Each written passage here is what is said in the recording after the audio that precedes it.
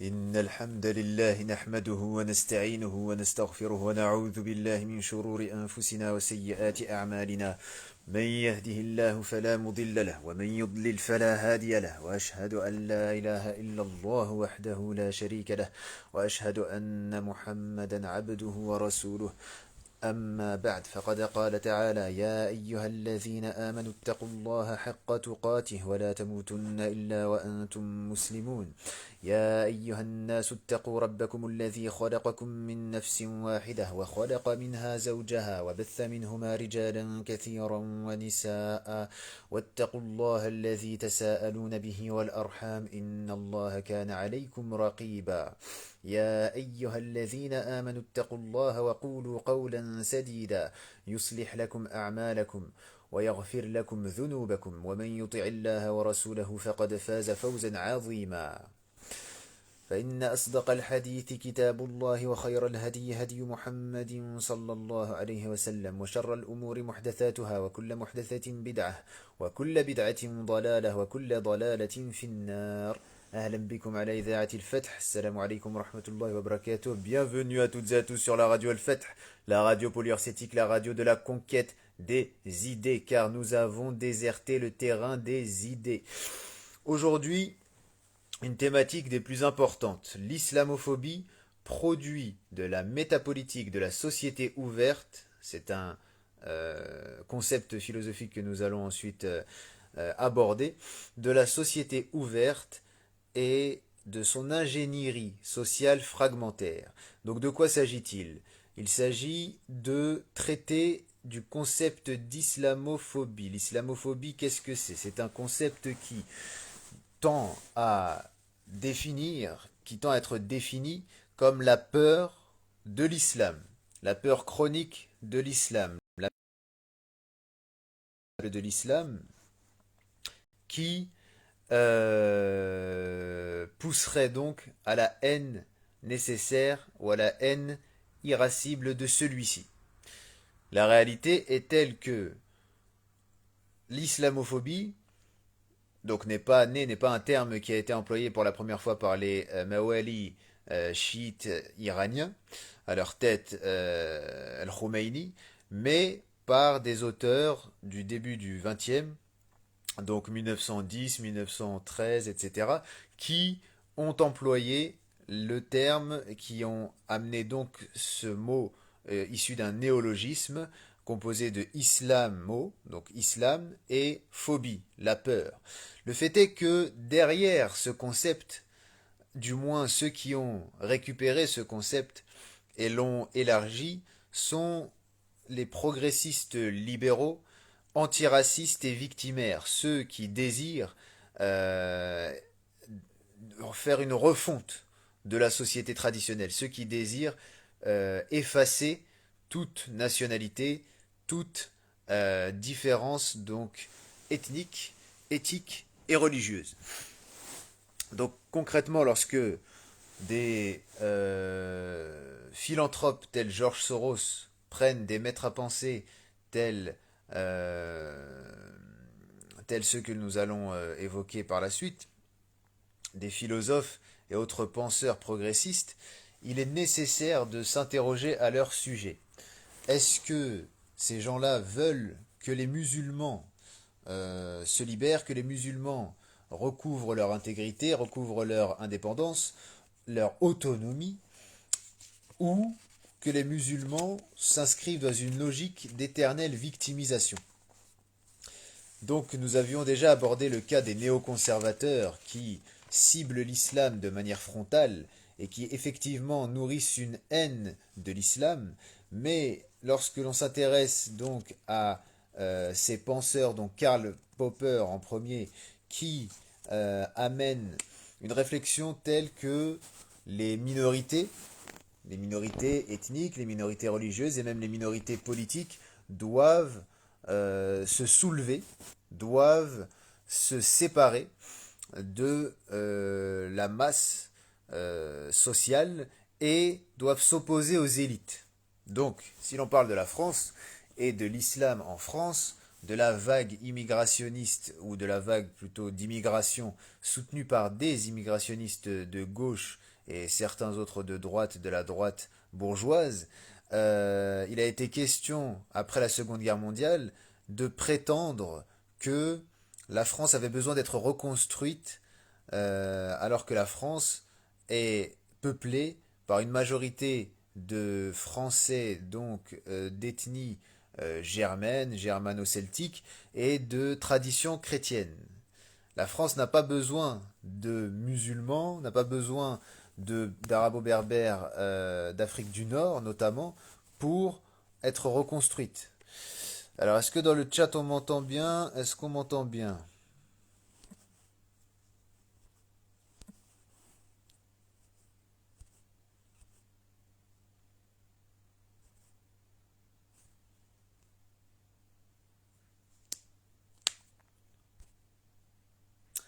Abu Uthman, est-ce que tu m'entends, Abu Uthman? Naam. Donc la question de la métapolitique que nous avions déjà abordée, en s'en tenant à la donc stricto sensu à la définition de Joseph de Maistre, la métapolitique philanthrope aujourd'hui qui agit sur les sociétés, qu'elles soient traditionnelles ou modernes, et même les sociétés modernes qui sont encore attachées à des racines civilisationnelles, donc de traditions religieuses ou autres, mais principalement de traditions religieuses, cette métapolitique, ces métapoliticiens que sont les investisseurs, que sont les ingénieurs sociaux, donc les pontes de l'ingénierie sociale, amènent les musulmans, qui par définition sont minoritaires et qui sont issus pour la plupart de vagues d'immigration, de vagues migratoires poussées, incitées, ces gens-là veulent que les musulmans soient d'éternelles victimes. Wa alaykum assalam wa rahmatullah wa barakatuh ya Daoud. Ainsi que les autres. Donc, lorsque nous sommes en présence de cela, l'excellent livre d'ailleurs de Plaquevent sur la métapolitique de la société ouverte, puisque l'Open Society de George Soros, l'Open Society c'est le nom anglais, mais le terme, enfin le titre de cette organisation, de cette fondation, de ce groupe issu de la fondation Soros, trouve racine, tire racine des enseignements de Karl Popper, donc justement, qui considère, alors lui c'était un grand libéral, un grand promoteur du libéralisme éthique, qui considérait que la, l'Occident, l'Occident devait, le visage de l'Occident devait changer. Le visage de l'Occident doit changer. Le visage de l'Occident doit sortir d'une domination blanche, d'une domination occidentale, donc traditionnelle, chrétienne, vers un ensemble décousu de nations, de contrées, de pays, où pullulent des minorités ethniques, des minorités religieuses, que ces mêmes individus détesteraient avoir dans leur propre foyer. C'est-à-dire que si l'on s'intéresse un peu à, à cette volonté, à euh, cette pensée des plus syncrétiques, non pas au sens religieux, mais au sens philosophique, on se rend bien compte que le musulman lambda qui effectivement fait face à une certaine haine de l'islam, à une certaine diabolisation de l'islam, lui ne trouvera comme seul soutien, malheureusement, dans cette société, euh, en majorité que des gens qui sont biberonnés, des acteurs sociaux biberonnés à cette philosophie. C'est-à-dire que lorsqu'on a le CCIF, le CCIE, les antiracistes, les décoloniaux, etc., toutes ces idéologies venant de la gauche libérale, on se rend bien compte que les musulmans n'ont pas besoin en réalité de ces gens-là. Les musulmans ont besoin d'acquérir l'autonomie, les musulmans ont besoin de s'élever religieusement, spirituellement, socialement, économiquement, politiquement, mais en en s'arrêtant et en attendant le soutien de cette ribambelle de philanthropes antitraditionnels de plus, les musulmans ne pourront jamais sortir en réalité de ce marasme, de cette amorphie. Donc aujourd'hui, on est face à un dilemme, et j'en ai débattu avec un autodidacte qui mène des recherches très sérieuses et qui est un, il ne se définit pas comme chercheur, mais en tout cas, il a cette démarche et il faut le saluer. Un ancien musulman, donc qui est qad kharaja min al-millah, et celui-ci a préféré donc suivre la voie de Spinoza, suivre la voie du rationalisme, mais sans être dans l'inimitié, sans être dans l'iniquité, sans être dans l'invective et le ciblage des musulmans. C'est-à-dire qu'il y a ce type de personnes, cette catégorie de personnes qui délaissent l'islam et bon même jusqu'à l'abandonner, mais ne se retournent pas contre les musulmans et ne deviennent pas ils ne suivent pas une voie belliqueuse, belliciste. Du coup, ces gens-là se posent des questions, ces gens-là enquêtent et ces gens-là respectent. Donc j'ai pu tenir une discussion avec cet individu et vous verrez la vidéo bientôt sur ce sujet-là. Nous étions tout à fait d'accord sur le fait que les musulmans sont tenus, comme toute minorité, qu'elle soit religieuse ou qu'elle soit une minorité de genre, c'est-à-dire qu'aujourd'hui les homosexuels sont aussi ils forment actuellement une communauté qui est utilisée comme bouc émissaire des velléités prédatrices du globalisme, de la pensée globaliste. Et ces gens-là n'arrivent pas à se défaire de leur carcan identitaire. C'est-à-dire que le musulman, lorsqu'il ne revient pas à ses racines, lorsqu'il ne cherche pas à un ancrage dans son socle civilisationnel, dans ce qui le construit, lorsqu'il ne saisit pas le ciment la base même, les fondements même de son existence, il se tournera forcément vers des causes du siècle, des causes séculières, donc dunyawiya en arabe. Et en se tournant vers en se dirigeant vers ces milieux, en se tournant vers ces individus, il tombe sur justement ces progressistes libéralistes, libéraux, qui déjà ont défiguré le sens premier du libéralisme et qui ont défiguré le sens premier du progressisme, qui sont des notions somme toute positives au sens dénoté, et qui ont amené les musulmans, les masses musulmanes, à se ranger donc derrière des séculiers, comme nous l'avons dit, qui s'érigent en tant que guides afin de maintenir donc les musulmans dans cette situation de soumission, dans cette situation d'affaiblissement. Donc la chevalerie est une notion qui a totalement été désertée. La nécessité d'améliorer les nations en tant que musulmans a totalement été désertée. Aujourd'hui, nous sommes entre deux feux, c'est-à-dire entre deux camps, celui de l'opposition gratuite, de l'opposition inconséquente au régime séculier, quel qu'il soit, d'Occident ou d'Orient, et une volonté extérieure aux musulmans de de saisir cette masse, puisque les musulmans en France, entre autres, en Europe de manière générale et en France plus précisément, représentent une masse non négligeable, très importante. Donc le camp adverse, lui, désire canaliser les velléités, canaliser les volontés, qu'elles soient légitimes ou non, des musulmans, et s'en servir pour leur propre compte.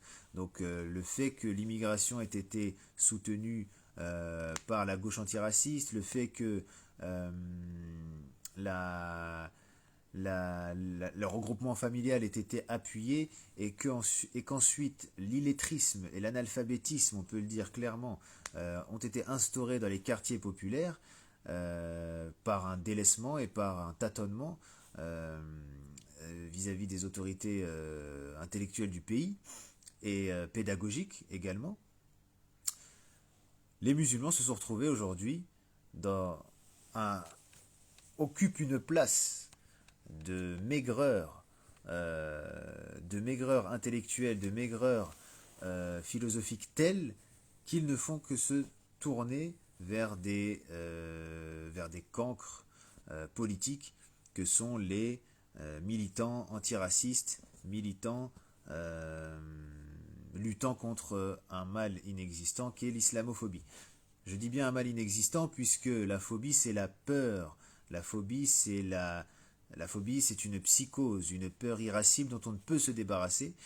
Et lorsque l'on attribue, lorsque l'on décrit comme telle la haine de l'islam qui elle est réelle et qui elle a toujours existé depuis la révélation, la haine de l'islam est présente par définition.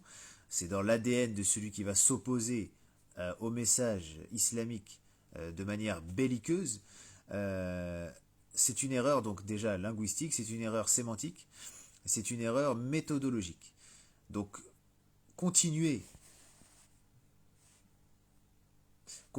de chercher des défenseurs et des avocats auprès des milieux confréristes, des milieux corporatistes et des milieux fréristes en ce qui concerne les frères musulmans européens qui ne font que s'aligner sur cette métapolitique donc globalisante et globaliste par essence, c'est ça qui nous fait foncer, c'est ça qui nous fait aller tout droit dans le mur.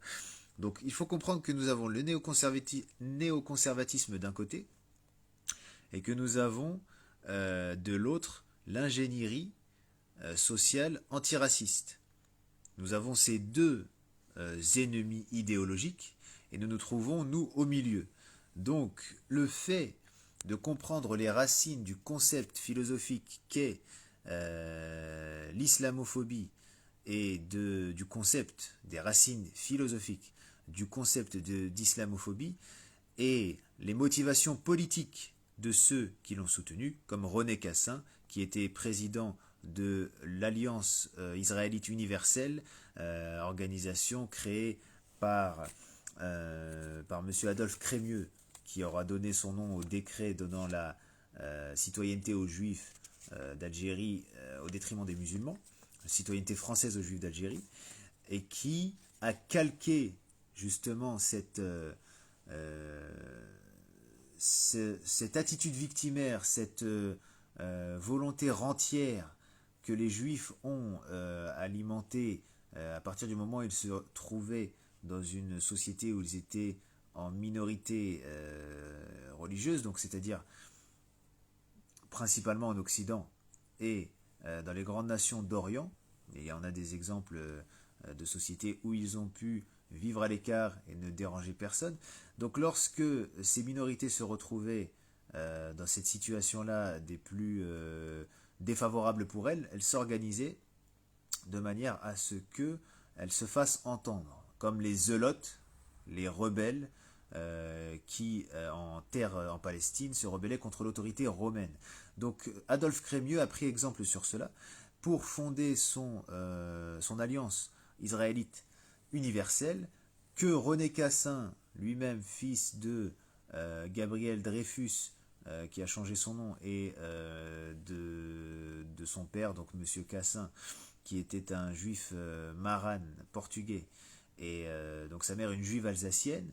Ce Adolphe Crémieux, très proche d'Henri Grégoire, donc l'abbé Grégoire, l'une des figures les plus importantes de la Révolution française, donc de cette philosophie des Lumières, de cet humanisme militant. René Cassin sera à la tête donc de cette commission national des droits de l'homme défendant le concept d'islamophobie.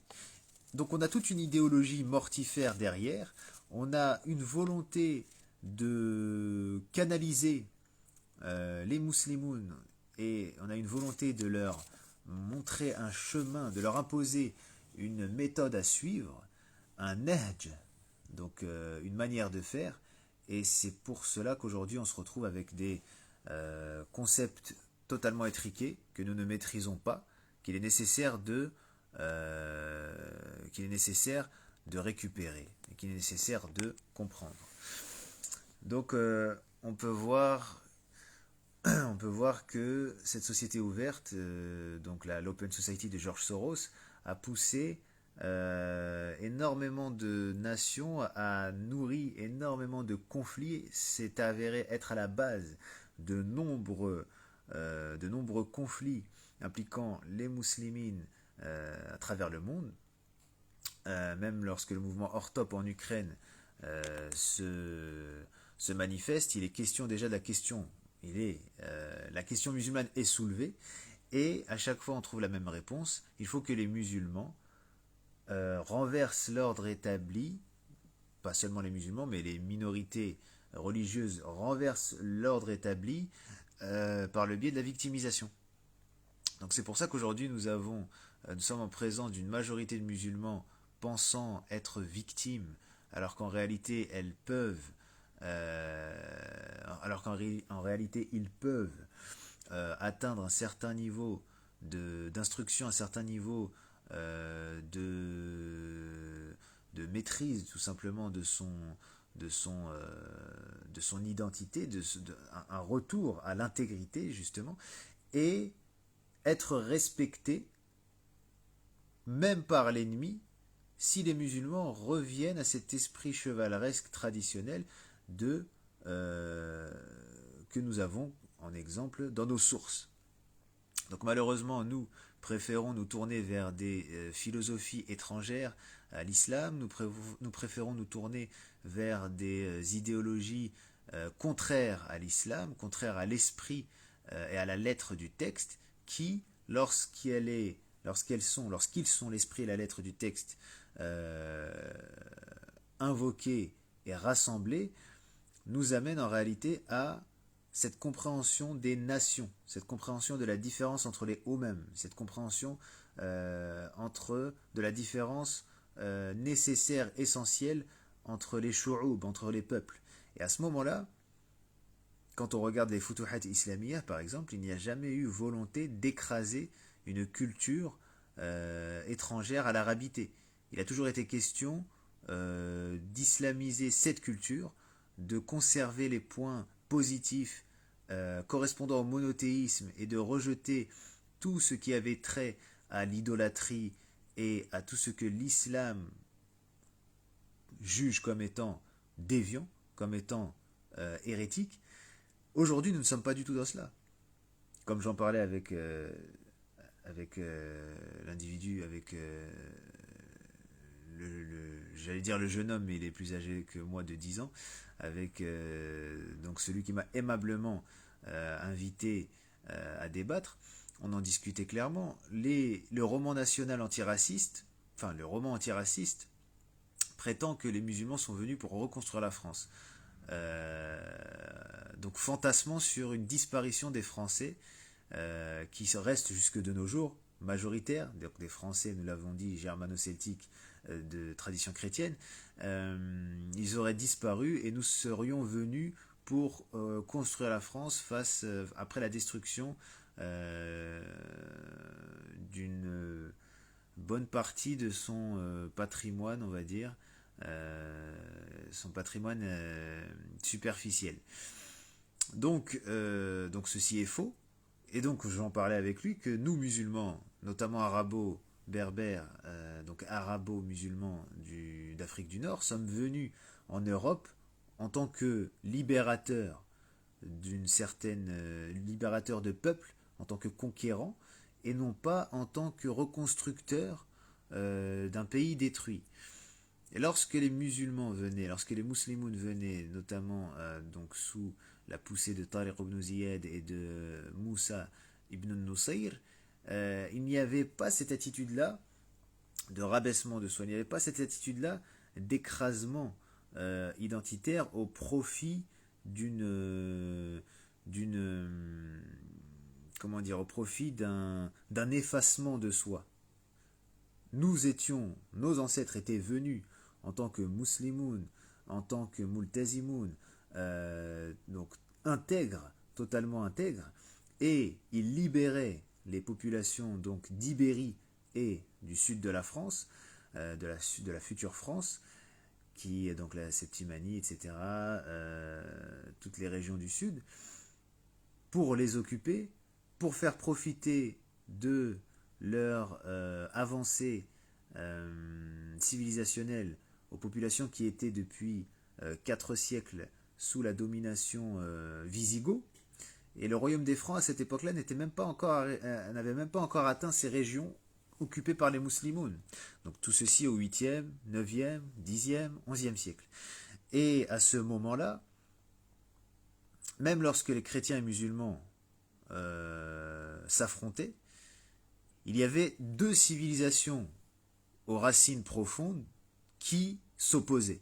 Il n'était pas question de proposer un modèle hégémonique à son adversaire qui avait dont les conséquences sont celles que l'on connaît aujourd'hui en ce qui concerne les modèles modernes, à savoir l'absorption, l'assimilation de la culture de l'autre. À aucun moment.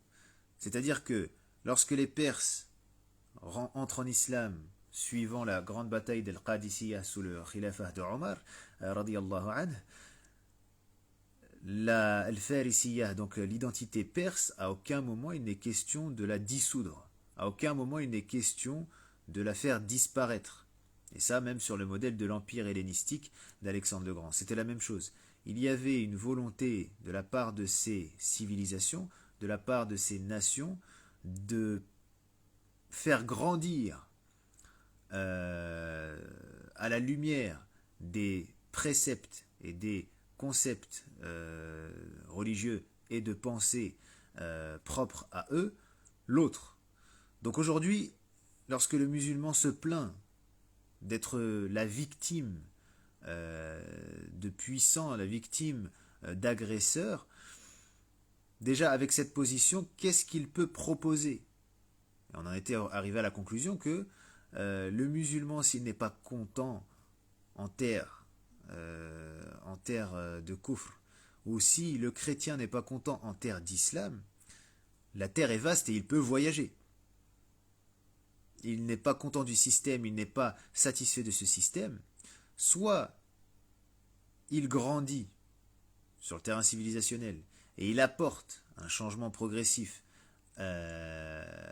aux territoires, aux locaux, aux territoires sur lesquels il vit, ou alors il se retire. Mais il ne va pas perdurer à un endroit pour le pourrir. Il ne va pas rester à cet endroit-là qui ne le sied pas, qui ne lui plaît pas, pour crier toute la journée « on ne m'aime pas, on ne m'aime pas ». Voilà ce qu'est l'islamophobie. L'islamophobie, ce n'est pas la haine de l'islam. La haine de l'islam, elle existe de tout temps, à partir du moment où l'opposant à l'islam entre dans la adawa. À ce moment-là, il y a la guerre et la haine et tout ce qui s'ensuit de sentiments et d'émotions. Mais là, il est question d'opposition civilisationnelle. On est bien au-delà de simples sentiments. La guerre ne se mène pas avec des fleurs. La guerre ne se mène pas avec je ne sais pas moi, avec des brindilles. On ne frappe pas avec des brindilles. On frappe avec des armes, donc blanches, des lames avec des armes à feu, etc., etc. La guerre, ce n'est pas une affaire d'émotion. La guerre, c'est une affaire civilisationnelle. Donc lorsque les musulmans se plaignent continuellement en adhérant à ce que les philanthropes, à ce que les philosophes libéraux leur propose comme concept, comme modèle, et quand je dis les musulmans lambda de la masse ne sont même pas conscients de ça, mais ceux qui agissent, les acteurs sociaux, les organisations de lutte contre le racisme, etc., tous ces groupes-là ne veulent qu'une chose. Ils ne veulent que, et ils le font, ils prennent en otage les musulmans et parlent à leur place. Si on peut dire que Sonia Mabrouk a raison sur un point, c'est quand elle dit à Marwan Mohamed, vous n'êtes personne pour parler à la place des musulmans. Bon, elle est encore plus à l'ouest, mais elle a raison lorsqu'elle lui dit ça. C'est que le musulman, s'il ne s'éveille pas de manière communautaire, le musulman, s'il ne s'organise pas, s'il ne s'autogère pas, non pas pour faire scission, non pas pour faire sécession. Dans ce cas-là, il faut revenir en terre d'islam. Mais ceux qui restent ici, en France, qui n'ont même pas un pied en terre d'islam, et euh, qui veulent mener une forme de révolution à la Open Society, justement, comme en Ukraine, ces gens-là, en réalité, ne sont que les exécutants de ces grands pontes du libéralisme, de l'antiracisme et de l'ingénierie sociale fragmentaire. Donc, ingénierie sociale fragmentaire qui consiste à fragmenter la société avec l'expertise d'un ingénieur, justement. Donc, Akhi Abu Uthman, je vais te faire monter pour qu'on parle un petit peu de ça, pour qu'on parle un peu de cette obsession euh, victimaire dans laquelle nous ont plongé ces organisations. Aujourd'hui, le CCIF est devenu CCIE. Il n'est pas vraiment question des individus et de leurs actions personnelles, de leurs actions individuelles, de leurs initiatives, mais euh, des, euh, bien du cadre moral et de la philosophie politique se cachant derrière ces volontés.